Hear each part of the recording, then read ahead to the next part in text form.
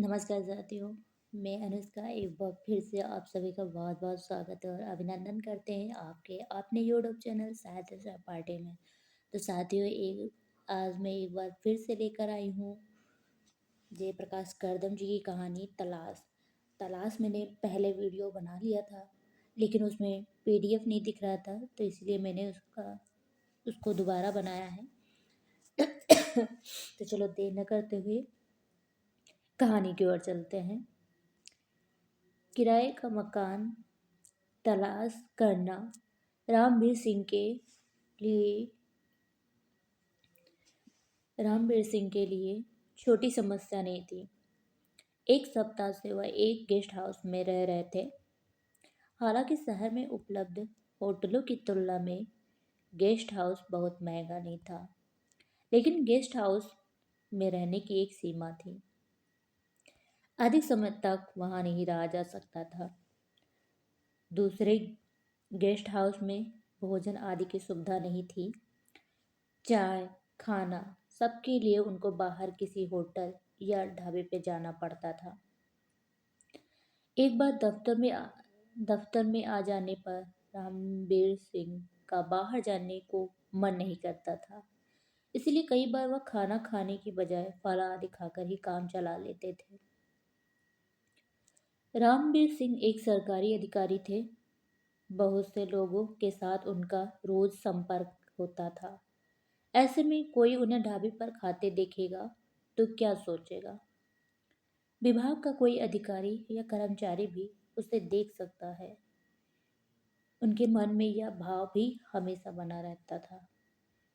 Phone ही उन्हें सबसे बड़ी दिक्कत महसूस होती थी। किसी से फोन पर कोई बात करनी हो तो उसके लिए उनको गेस्ट हाउस के हॉल स्वागत पटल या किसी टेलीफोन बूथ पर जाना पड़ता था।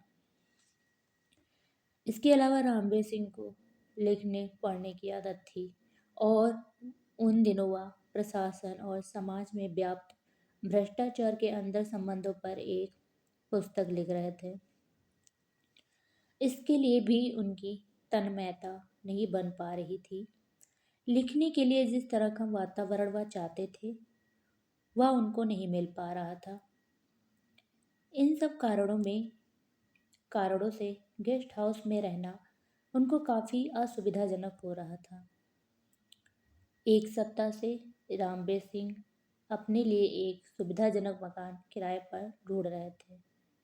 ऐसा मकान जो ज़्यादा बड़ा ना हो, किंतु दो कमरों का सेट जरूर हो, जिनमें एक कमरा बेडरूम और दूसरा ड्राइंग रूम के रूम में काम आ सके।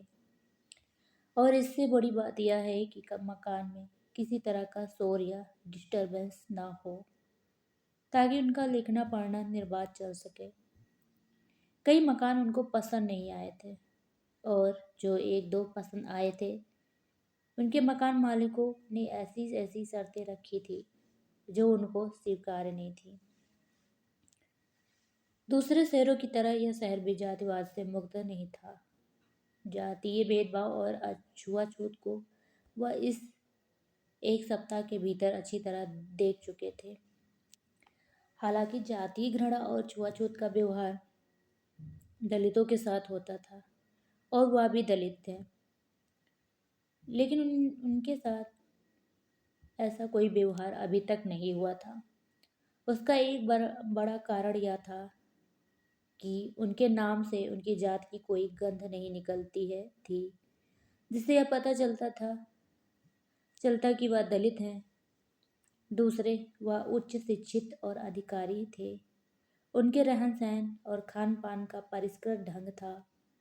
तीसरे, वह किसी बस्ती या कॉलोनी में न रहकर अभी तक गेस्ट हाउस में रह रहे थे।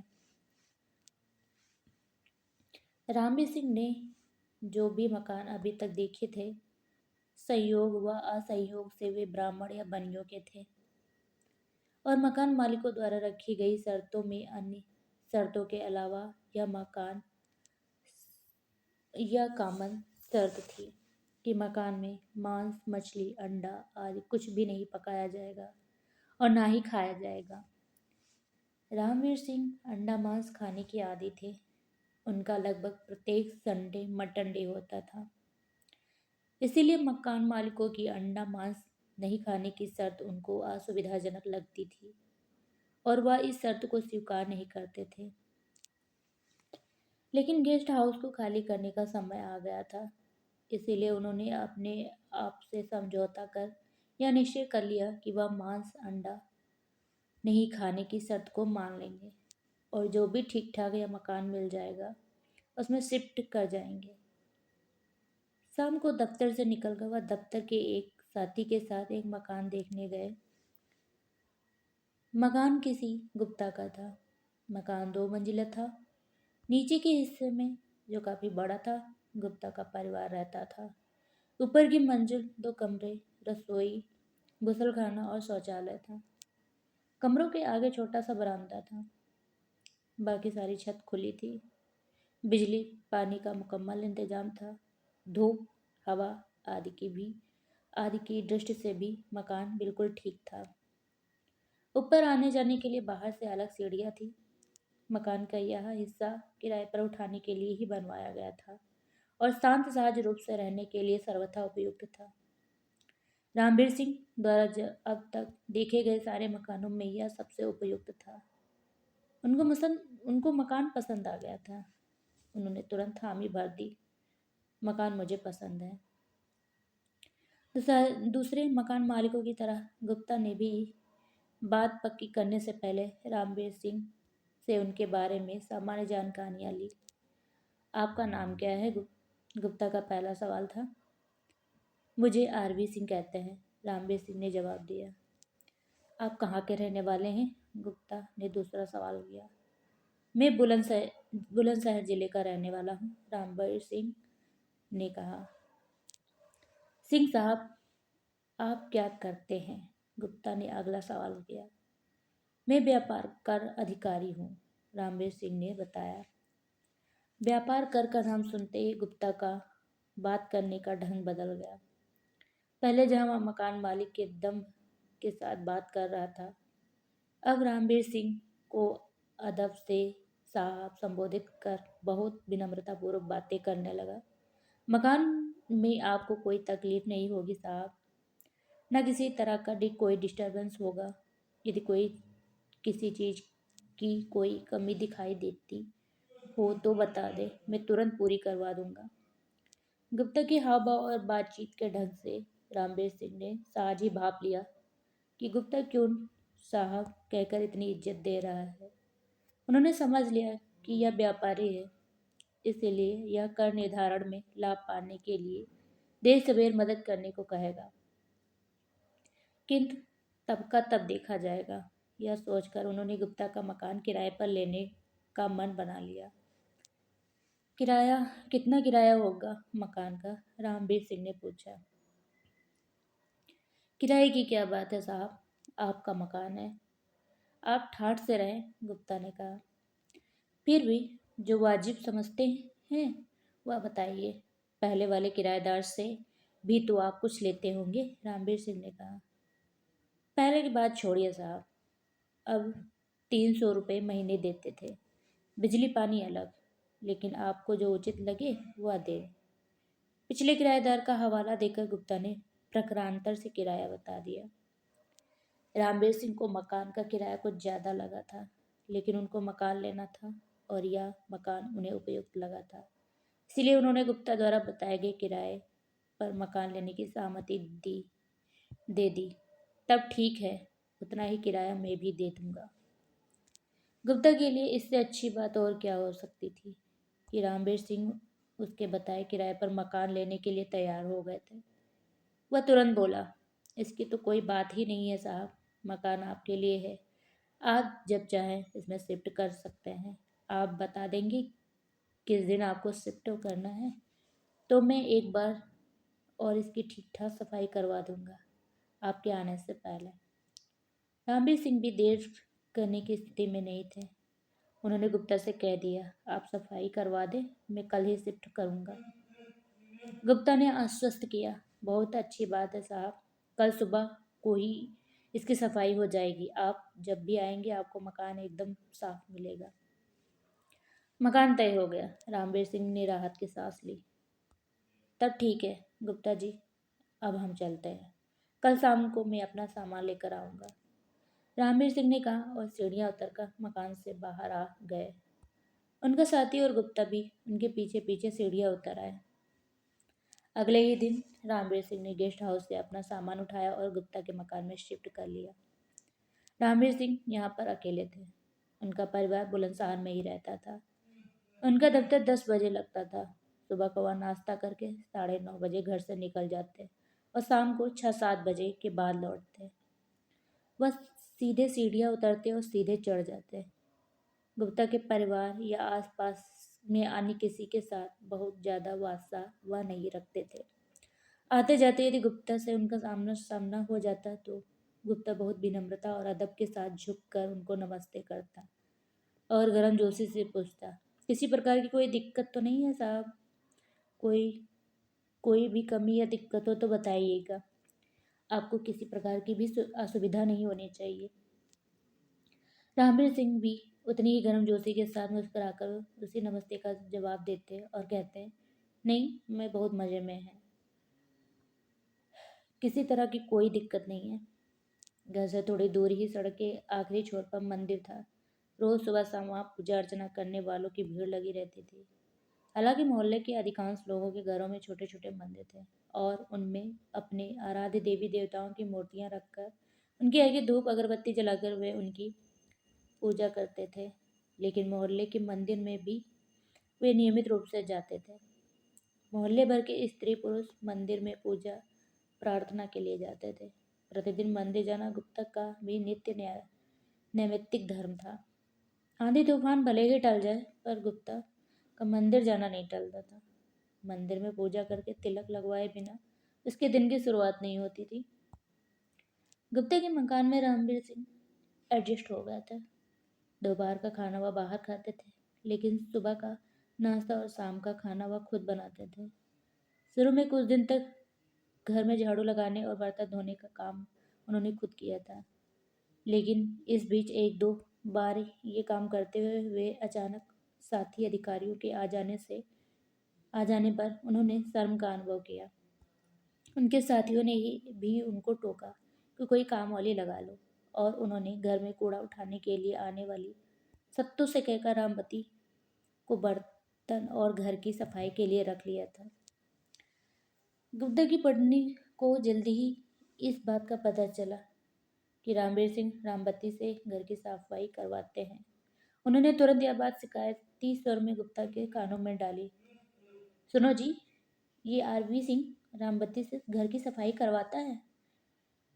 सुनकर गुप्ता को भी यह बात अच्छी नहीं लगी। उसे एकाएक इस बात पर यकीन नहीं हुआ। वह अपनी पत्नी से बोला, क्या कह रही हो तुम? भला एक सभ्य शिक्षित और अफसर आदमी रामवती जैसी औरत से अपने घर की सफाई क्यों करवाएगा? लेकिन उसकी पत्नी ने अपनी बात को पुष्ट किया, मैं सही बात कह रही हूँ जी। पहले तो मुझे भी यकीन नहीं आया था इस बात पर, लेकिन मैं खुद रामवती को सुबह शाम जीना चढ़कर ऊपर आते जाते देखा है और उससे पूछा है। उसने बताया कि वह सफाई का काम करती है। अपनी पत्नी के मुंह से यह बात सुनकर गुप्ता कुछ सोच में पड़ गया। गुप्ता को चुप देखकर उसकी पत्नी ने उसे टोका, देखो जी, चुप रहने से काम नहीं चलेगा। आरवी सिंह से कह दो वह रामवती से सफाई करवाना बंद कर दे। हम अपने घर को गुप्ता ने जैसे सोच विचार पूरा कर लिया था। उसने अपना मुंह खोला, लेकिन यह ठीक नहीं होगा। तो फिर? गुप्ता की पत्नी ने प्रश्न सूचक दृष्टि से उसकी ओर देखा। आरवी सिंह एक अफसर है, उससे कोई काम पड़ सकते हैं, इसीलिए उसको इस तरह से कहने की बजाय दूसरे तरीके से हैंडल करना पड़ेगा। गुप्ता ने समझाने की कोशिश की। गुप्ता की पत्नी जैसे कुछ समझने के लिए तैयार नहीं थी। उसने उसी गुस्साए स्वर में कहा, अफसर हैं तो क्या हमारा धर्म बिगाड़ेगा वो? जरूरत पड़ने पर उसके मुंह पर चांदी का जूता मारोगे, वो ही काम कर देगा। फिर आरवी सिंह का मुंह हाथ में लेने की क्या जरूरत? गुप्ता ने अपनी पत्नी को समझाना जारी रखा और बोला, मुंह हाथ में लेने की बात नहीं है, 2-4 दिन के लिए तुम अपना मुंह सी लो और किसी से इस बात का जिक्र मत करो। मैं इस बीच कोई ना कोई रास्ता निकाल लूँगा। हो सकता है कि खुद आरवी सिंह को रामबत्ती के बारे में पता चल जाए और वह उससे सफाई करवाना बंद कर दे। गुप्ता की इस बात से में उसकी पत्नी को कुछ दम लगा या नहीं, किंतु वह गुप्ता की बात मानकर फिलहाल चुप हो गई थी। रामवीर सिंह ने महसूस किया कि खाना आदि बनाने में उसका बहुत सारा समय लग जाता है। उन्हें इस समय को बजाकर पुस्तक लिखने में लगाना चाहिए।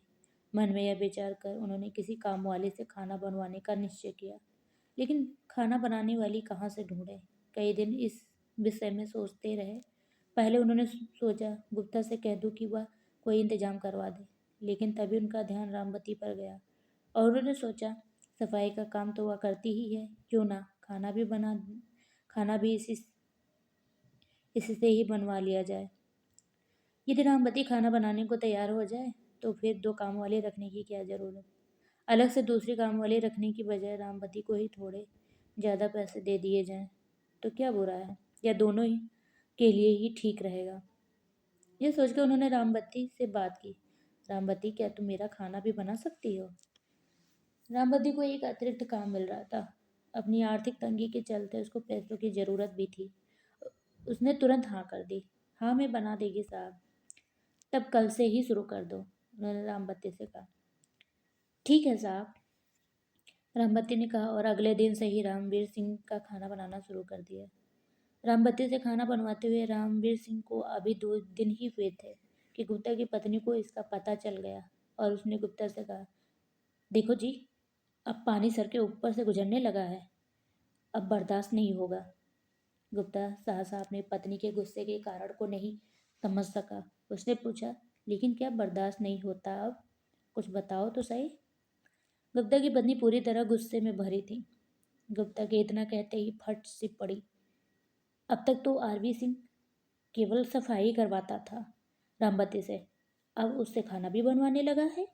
किचन में स्लैब, नल, हर चीज को हाथ लगाती होगी वह। यह बात सुनकर गुप्ता को झटका सा लगा, लेकिन उसने संयम से काम लिया और अपनी पत्नी से बोला, तुम चिंता मत करो, मैं आरवी सिंह से इस बारे में बात करूंगा। अगले ही दिन सुबह को ऑफिस जाते समय ही गुप्ता ने रामवीर सिंह को टोक दिया, साहब, आप रामवती से खाना बनवाते हैं? हाँ, रामवीर सिंह ने कहा और पूछा, कुछ हुआ है क्या? नहीं हुआ तो कुछ नहीं है साहब, पर अच्छा रहेगा यदि आप रामवती की बजाय किसी और से खाना बनवाओ। गुप्ता ने विनयपूर्वक अपना सुझाव रामवीर सिंह के समक्ष रखा। रामवीर सिंह कुछ समझ नहीं पाए कि गुप्ता रामवती से खाना नहीं बनवाने के लिए क्यों कह रहा है। उन्होंने जानना चाहा, क्यों, रामवती में क्या कमी है? वह खाना बना देती है तो इसमें क्या गलत है? गलत है साहब, तभी आपसे कह रहा हूँ कि आपको रामवती से खाना नहीं बनवाना चाहिए। गुप्ता ने फिर अपनी बात पर बल दिया। गुप्ता की बात का रहस्य रामवीर सिंह की समझ में नहीं आ रहा था। उन्होंने जोर देकर पूछा, लेकिन क्यों? आप नहीं जानते साहब, रामवती चोरी है एक। चोरी से खाना बनवाएंगे आप?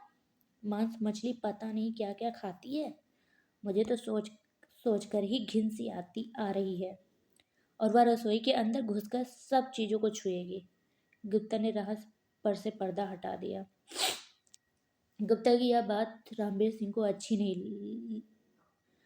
अच्छी नहीं बल्कि बुरी लगी। उन्होंने गुप्ता से कहा, चोरी है तो क्या हुआ, तो वह भी इंसान ही है और भी फिर वह साफ सुथरा रहती है। लेकिन रामवीर सिंह की इस बात का गुप्ता पर कोई असर नहीं पड़ा। उसने कहा, इंसान तो सब हैं साहब, पर इंसान इंसान में भेद होता है। सब इंसान बराबर नहीं होते। हजारों साल से समाज में यह भेद बना हुआ है।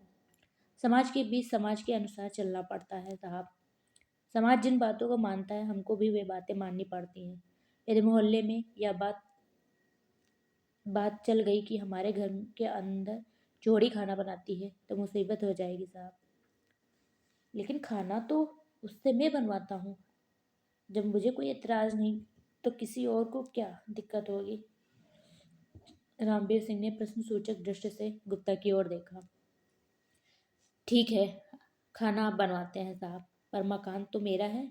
एक जोड़े के प्रवेश करने से रसोई घर अपवित्र होता है। मेरा मेरा तो। गुप्ता के इन शब्दों में उसका मकान, उसका मालिक होने का दम्भ उभर आया था। रामबीर सिंह को गुप्ता का जवाब बहुत अटपटा लगा। वह बोले, आपकी बात कुछ जज नहीं रही मुझको। तो गुप्ता जी, हमें इस तरह की बातें नहीं सोचनी चाहिए। ये बातें बहुत पुरानी हैं और पीछे छूट चुकी है। हमारा संविधान, जिससे हमारा देश चलता है, उसकी नज़र में सब बराबर हैं। कोई किसी से छोटा बड़ा या छोटा छोट नहीं है। रामबीर सिंह ने गुप्ता को समझाने का प्रयास किया, लेकिन गुप्ता अपनी बात पर अडिग था। वह कुछ भी समझने के लिए तैयार नहीं था। वह बोला, संविधान से देश चलता है साहब, समाज नहीं। समाज परंपराओं से चलता है। इस पूरे मोहल्ले में ब्राह्मण बनिए रहते हैं, धर्म कर्म से चलने वाले। आपको मेरी बात नहीं जच रही है तो देख लीजिए साहब, आप रामबत्ती से खाना बनवाना चाहते हैं तो आपको मकान खाली करना पड़ेगा। गुप्ता के मुंह से यह बात सुनकर रामबीर सिंह सन्न रह गए। भेदभाव की इतनी दुर्गंध इन लोगों के मन में भरी हुई है। उन्होंने सोचा, कोई अन्य बात हो तो मानी जा सकती है, जैसे वह गंदी रहती हो, उसमें चोरी चकारी की आदत हो, या उसे खाना ठीक से बनाना नहीं आता हो। पर रामबती में ऐसी कोई बात नहीं है। वह खाना बनाने में कुशल, एक निहायत सुशील और ईमानदार महिला है। इसलिए केवल इस आधार पर उसे खाना नहीं बनवाने का कोई औचित्य नहीं है कि वह जात से चोरी है। ऐसा करना तो जातिवाद को बढ़ावा देना है।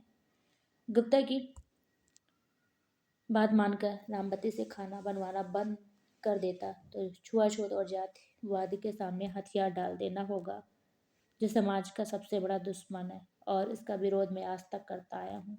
रामबीर सिंह के मन ने निश्चय किया कि वह रामबती से खाना बनवाना बंद नहीं करेगा, और उन्होंने गुप्ता को जवाब दे दिया, यदि यह बात है तो मैं आपका मकान खाली करने के लिए तैयार हूँ, लेकिन जातिगत भेदभाव के आधार पर मैं रामबती से खाना बनवाना बंद नहीं करूँगा। और ऑफिस जाने की बजाय वह नए मकान की तलाश में निकल पड़े। यहीं पर इस कहानी का अंत होता है। अगर ये कहानी अच्छी लगी हो तो प्लीज़ लाइक कर दीजिएगा। मिलते हैं अगले वीडियो में, तब तक के लिए नमस्कार।